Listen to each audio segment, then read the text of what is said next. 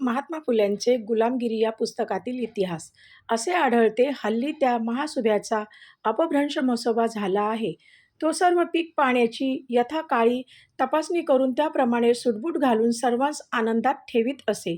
यामुळे हल्ली मराठ्यात एक कुळ असे सापडणार नाही की ज्यात ते आपल्या शिवारातील भलत्या एखाद्या दगडास महासुभ्याचे नावाने शेंदुराचे मांजर करून त्यास ऊद दाखवून त्याचे नाव घेतल्याशिवाय चावड्यावर मूठ ठेवणार नाही, शेतात विळा घालणार नाहीत व खळ्यातील राशीला आधोली लावणार नाहीत. तो बळीराजाचा सुभे करून वसूल करण्याचा कित्ता यवन लोकांनी घेतला असावा असा तर्क निघतो. कारण त्या काळी यवन तर काय पण मिसर देशातील अनेक विद्वान येथे येऊन ज्ञान शिकून जात असत असे पुरावे सापडतात. तिसरे असे की अयोध्येजवळ काशी क्षेत्राचे आसपास काही क्षेत्रे बळीराजाच्या ताब्यात होती. त्यास 10वे खंड म्हणत असत. तेथील अधिकाऱ्याचे नाव काळभैरी होते म्हणून सापडते.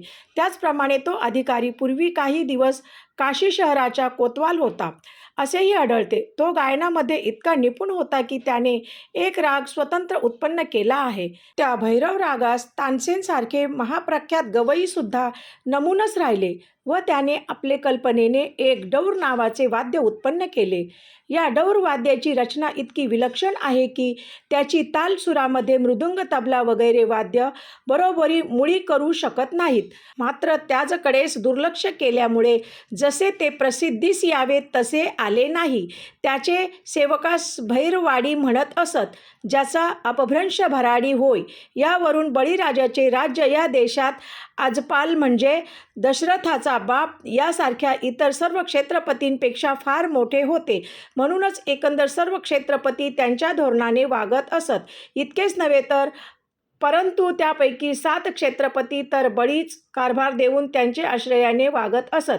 यावरून त्यांचे नाव 7 आश्रयीत पडले होते म्हणून सापडते. सारांश वर लिहिलेल्या कारणावरून बळीराजाचे राज्य फार मोठे होते व तो अतिशय बलवान होता म्हणून त्याविषयी एक जुनाट म्हण सुद्धा सापडते. ती अशी की बळी तोच कानपिडी. बळीराजाचा जेव्हा काही महत्त्वाचे काम आपल्या सरदारास सोपवित असे तेव्हा आपला दरबार भरवून तेथे तो एका तबकात भांडार व नारळ यासहित पानाचा विडा मांडून म्हणत असे की ज्यास हे काम करण्याची हिंमत असेल त्याने हा विडा उचलावा.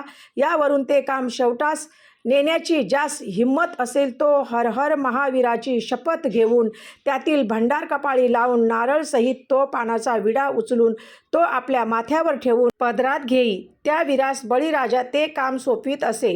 नंतर तो बळीराजाची आज्ञा घेऊन आपल्या फौजेसहित तळ उचलून शत्रूवर चालून जात असे. यावरून त्या संस्काराचे नाव तळ उचलणे हे पडले असावे. त्याचा अपभ्रंश तळी उचलणे हा होय. परंतु बळीच्या सर्व महावीरांपैकी भैरोबा व ज्योतिबा व 9 खंडोबा हे तर रयतेच्या सुखाकरिता झटण्याची शर्त करीत असत. याकरिता एकंदर सर्व मराठ्यांनी हर एक शुभ कार्य सुरू करण्याचे पूर्वी तळी उचलण्याचा संस्कार करण्याचे सोडले नाही.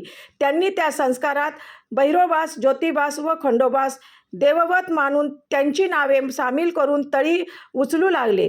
ती येणेप्रमाणे हर हर महादेव, भैरोबाचा अथवा ज्योतिबाचा चांगभल, सदानंदाचा उदय आणि मल्लुखान अहंकार इतकेच नाही, परंतु बळीराजा आपल्या सर्व प्रजेसहित हर हर महादेवाच्या नावाने आदित्यवारास पवित्र पाळीत असे. यावरून हल्लीचे मराठे म्हणजे मांग, महार, कुणबी आणि माळी इत्यादी लोक दर आदित्यवारी आपल्या घरातील त्या कुळस्वामीच्या प्रतिमेवर पाणी घालून त्याच कोरड्या ओल्या. उर्वरित इतिहास पुढील भागात. इतिहास आवडल्या चॅनलला लाईक, सबस्क्राईब करा. थँक्यू. धन्यवाद.